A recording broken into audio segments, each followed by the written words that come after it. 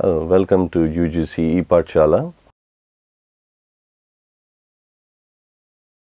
We are going to discuss a module on universalism and cultural rights. It's titled as Reconciling Universalism with Cultural Relativism.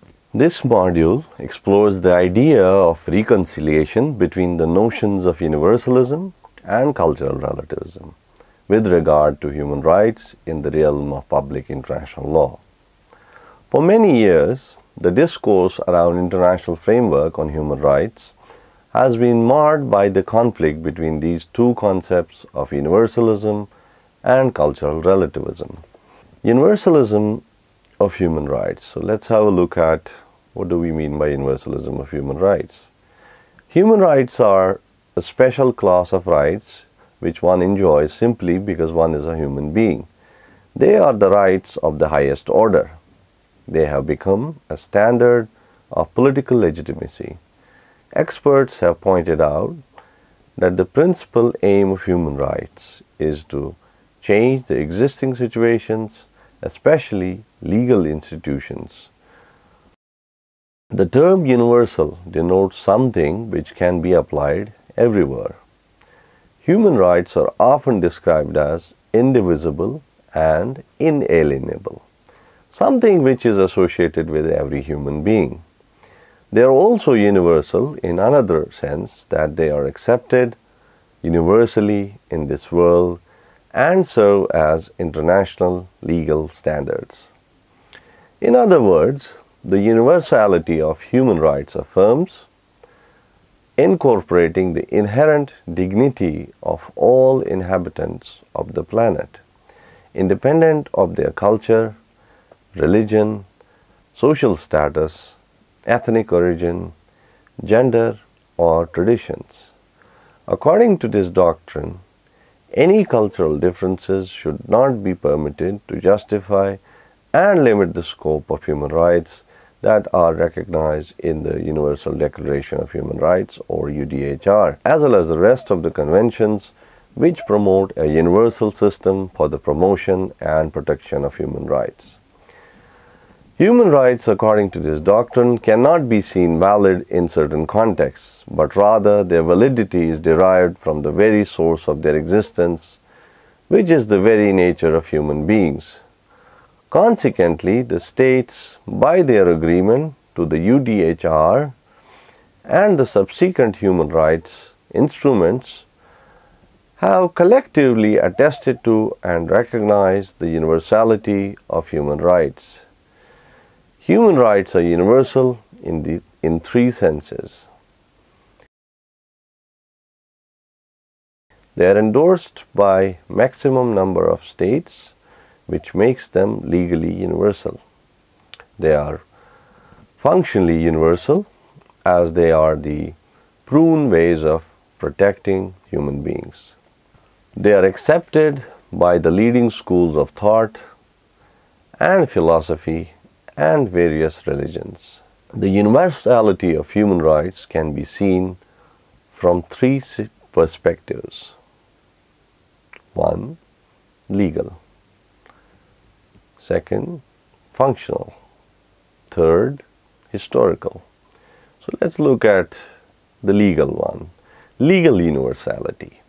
Article 1 of the UN Charter, which deals with the aims of United Nations, lists protection of human rights as an important objective.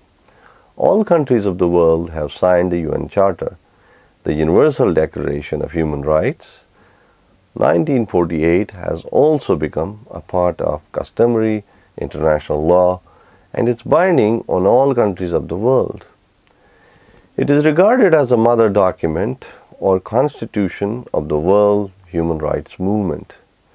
UDHR is the first such comprehensive listing at the international level of the inalienable rights of all persons and is an outcome of an agreement among nations as to the rights they possess.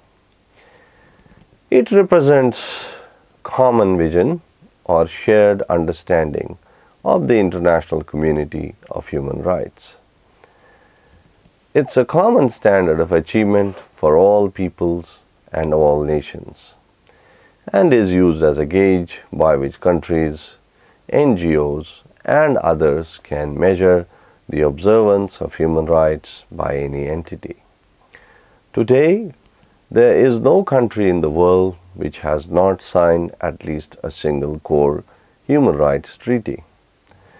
If one takes all 9 core human rights together, they have been ratified by nearly 71% of the world's countries, which is close to 3/4 of the countries in the world. B. Functional universality.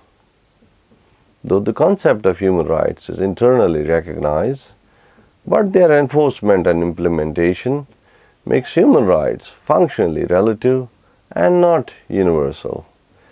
The responsibility of implementation of human rights has been given to the states, which differ in each country. The advocates of human rights can engage in activities to change the human rights practices in a country, but except in cases of genocide, crimes against humanity, and arbitrary execution, they are not entitled to interfere with other states' sovereign jurisdiction. The third one, the historical universality. There have been various claims about the concept of human rights in every society. Jack Donnelly's study cites many findings based on anthropological and historical studies as to how human rights had been the subject matter in various cultures and religions. It is stated that Hindu caste system, Arab literature, African societies, Asian cultures, Quranic texts, all as sources and manifestation of human rights and human rights as integral part. However, human rights conception through cultural studies is not complete and moreover confusing also according to Donnelly.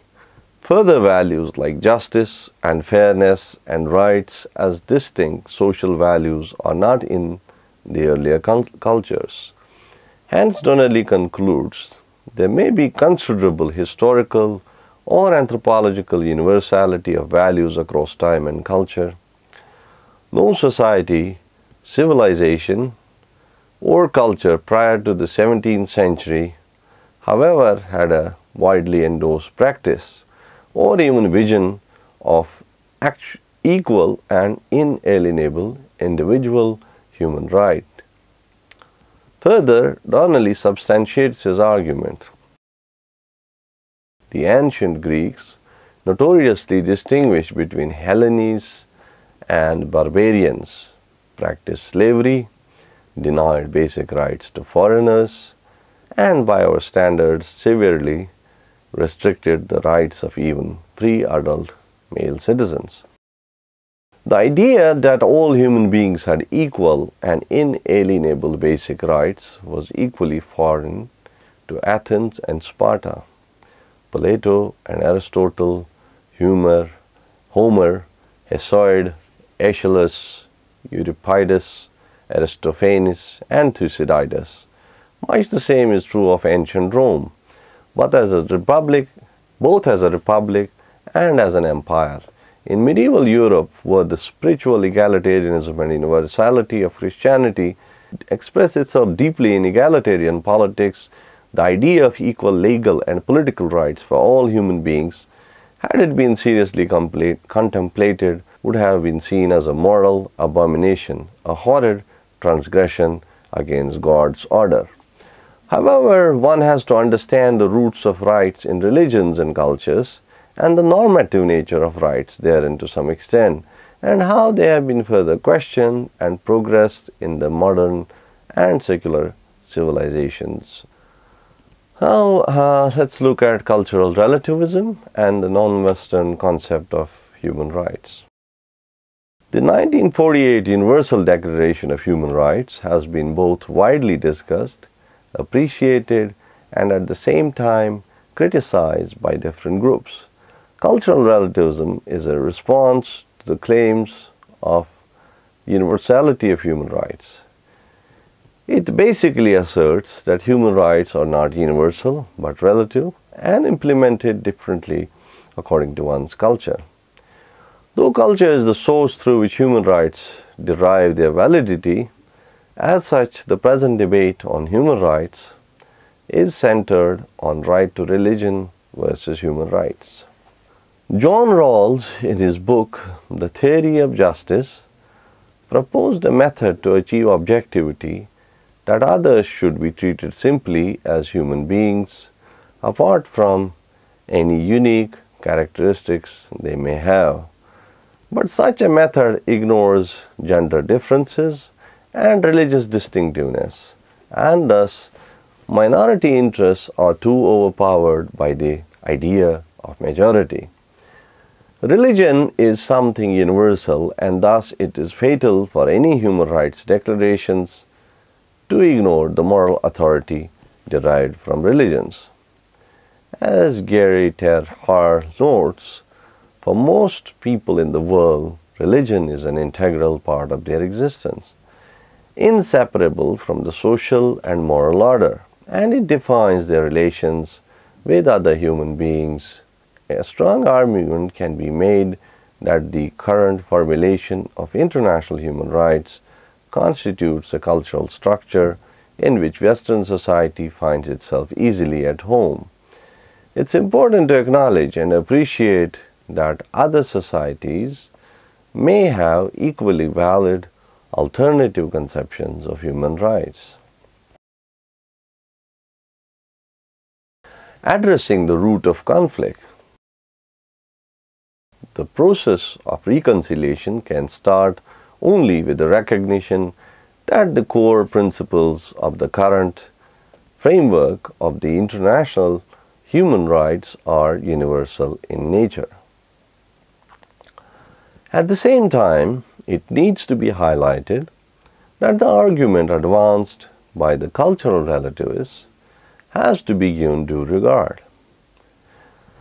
The conflict between the two ideologies is due to the origin of the current framework which lies in the Western conception. In spite of this fact that the current framework has its roots in the West, almost all states of the world have accepted the broad aims of the Universal Declaration of Human Rights and other core human rights treaties in some way or the other. Eminent scholar Jack Donnelly made a profound observation in this regard. Despite striking and profound international differences in ideology, levels and styles of economic development, and patterns of political evolution, virtually all states today have embraced in speech, if not in deed, the human rights standards enunciated in the Universal Declaration of Human Rights and the International Human Rights Covenants. This consensus presents a strong prima facie case for a relatively strong universalism, that is, for weak cultural relativism. Even if this consensus is largely the complement of vice to virtue, it reveals widely shared notions of virtue, an underlying universal moral position, compelling at least the appearance of assent from even the cynical and corrupt. In the following section, the claims of relativism are discussed and how they can be reconciled with universalism. 1. Rights are culturally specific in Asia and distinctive than Western views. The debate around the relative influence of culture on the understanding or the definition of human rights is central to the whole conflict between cultural relativism and universalism. There are two important strands of this argument. For example, in the Article 8 of the Bangkok Declaration of 1993, Asian states declared that human rights must be considered in the context of a dynamic and evolving process of international norm setting, bearing in mind the significance of national and regional particularities and various historical, cultural, and religious backgrounds. In this regard, it can be seen that there is a certain kind of status response by the cultural relativists as they emphasize on the right of the particular state to arrive at a definition and value systems of human rights. Second, precedence of social and economic rights than political and civil rights. The balance and relative importance given to social and political rights vis-à-vis civil and political rights is an important pillar of the debate. Ching, 1993, states, "The U.S. State Department issues annual reports on the human rights situation in countries around the world. But the reports cover only political rights, not social, economic, and cultural rights." The Chinese White Paper, 1991, stated that to eat their fill and dress warmly were the fundamental demands of the Chinese people, who had long suffered cold and hunger. Political and civil rights, on this view, do not make sense to poor and illiterate multitudes. Such rights are not meaningful under destitute and unstable conditions. The assumption behind this argument from the cultural relativists is that the poor and illiterate people cannot really exercise their civil political rights. Yet the poor and illiterate may benefit from the civil and political freedoms by speaking without fear of their discontent. Meanwhile, as we have seen, political repression does not guarantee better living conditions and education for the poor and illiterate. The leaders who are in a position to encroach upon citizens' rights to express political opinions will also be beyond reproach and accountability for failures to protect citizens' social economic rights. This argument is very likely to become a tool for states to become authoritarian in order to take away basic liberties from people in the name of their economic welfare. However, this is a critical issue that still needs to be given more serious thought by those who are interested with solving the dispute. Third is economic development rights should get priority over other human rights. The argument regarding prioritizing economic development over human rights is often advanced by developing societies which are struggling with their economic issues. It needs to be highlighted that the idea of human rights is extremely important for all nations, regardless of their economic status, and hence one need not be compromised for the other. In this regard, the view taken by former Thai Minister Surin Petsuwan is very relevant. Prioritizing of group and communal rights over individual rights. One of the important strands of cultural relativism holds that the current framework favors excessive individualism, and thus there isn't enough balance of the individual rights with community rights. While the demand for creating a balance is legitimate, but this argument can sometimes become a tool for curbing individual rights. Scholars have observed that this argument creates confusions by collapsing community into the state and the state into the regime. When equations are drawn between the community, the state, and the regime, any criticisms of the regime become crimes against the nation state, the community, and the people. This cultural relativist view relies on such a conceptual maneuver to dismiss individual rights that conflict with regimes' interest, allowing the condemnation of individual rights as anti-communal, destructive of social harmony, and seditionist against the sovereign state. Another criticism of this argument is that collective or group rights are also potentially worrying because it's not always clear which group should have the right to self-determination, for example, and who belongs to the group. In the words of Alan Gavith, the emphasis on individual rights is not only compatible with but requires a conscientious concern for the common good. The balance between group and communal rights and individual rights is very difficult to arrive at. Therefore, a calibrated approach needs to be adopted in order to arrive at a consensus on the issue. More serious engagement is necessary in order to achieve a common perception about this balance. More regional instruments and less global directives should be included in the UDHR. Global directives in the form of international law instruments have been perceived by the cultural relativists as a symbol of Western arrogance, and hence it is said that there is a need to have more regional instruments. It's argued by the relativists that the world community needs more regional instruments and less global directives from the UN. The form in which human rights are protected should also be more cooperative rather than confrontational. 6. Discriminatory application of principles of human rights.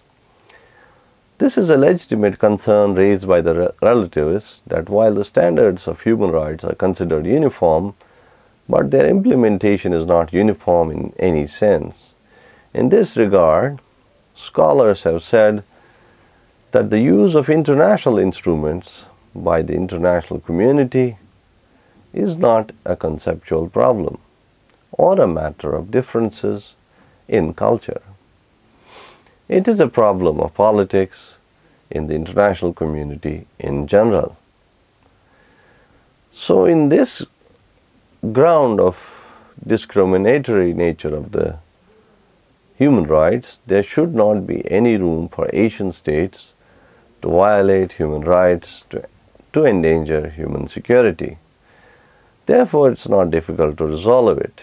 In the earlier modules, we examined in detail the Islamic critique to the notion of universality of human rights, as well as the feminist critique and how they can be resolved. Now, let's conclude now. The principal argument of the concept of cultural relativism lies in the hypothesis that every culture has humanitarian ideals or principles that could contribute to the redefining and promotion of universal standards, as the latter adopt local and national standards. While it's true that the West had immense influence in giving shape to the current framework of human rights, the non-Western societies have also created an impact in the drafting process. For instance, the UDHR provides references to economic and social rights that are not included in most Western documents on human rights. Arguably, the inclusion of such references is attributable to the participation of members from non-Western countries such as India, Cuba, Panama, Chile, and Lebanon in the drafting. In fact, Article 28 of the UDHR, which provides for the social and international realization of human rights and freedoms, was specifically introduced into the UN UDHR by Charles Murlick, the Lebanese representative. This lesson discusses different aspects of human rights between cultural relativism and universalism. The reasons are in fact addressed to the political role of imperialistic nations or organizations that advocate universal rights. At the same time, cultural relativists are agonized by the ignoring attitudes of universalists of their specific rights. But a student of human rights will certainly wonder why these discrepancies in understanding of rights, while both streams of thought aim for collective human rights. Culturalists' claim is for the specific right, for there are certain traditions and practices that are akin to the specific culture belonging to specific region. Some are attached to land, some traditions, some attached to plants or seed or trees, and some others in their modes of lives and livelihood. For example, claims of tribes of India can be taken. Development projects often displace the tribes with certain compensations. However, in their utilitarian point to do more justice and equity for more number of people, development projects displace tribal people from their lands.